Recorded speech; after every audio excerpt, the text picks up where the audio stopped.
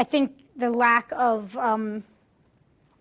more, NGO activity is, and more humanitarian aid is absolutely a huge problem. But I think, putting too much stock and too much faith in the large NGOs, in the humanitarian aid industry, and I use the word industry pretty specifically, I think is also problematic. There's a lot of problematic aspects, I think, to humanitarian aid, and especially to the large humanitarian aid organizations. And that's one of the reasons in all of the work that I do, I try to seek out and find small grassroots projects where, where people on the ground are trying to, to develop their own communities.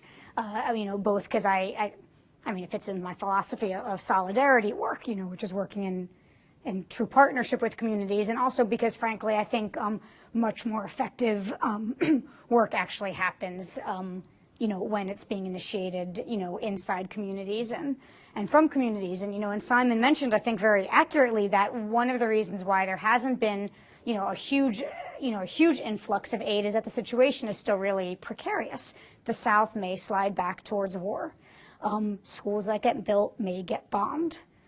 That's true. And, and I've had long talks with Gabriel Ball about this, who's the one who's building the school. And, a lot of people say, oh, well, why don't you wait and see if the peace will stick? There's, if in 5 years is still, the peace is stuck, then, maybe then it'll be the time to go and start building schools. And, we're supporting 4 schools right now in Darfur with, with proceeds from Darfur Diaries and villages where we filmed. And one of those villages was bombed in May, and 6 of the kids from our school were killed.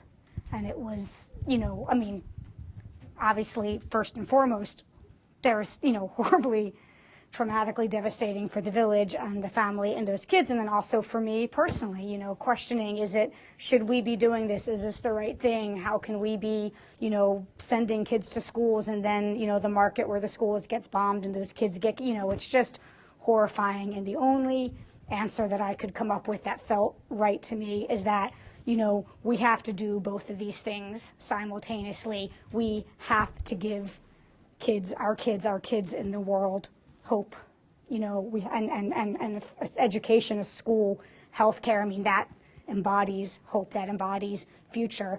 And simultaneously, we have to work our asses off to make sure that that future is guaranteed and to make sure that that future is secure. And we have to do both those things.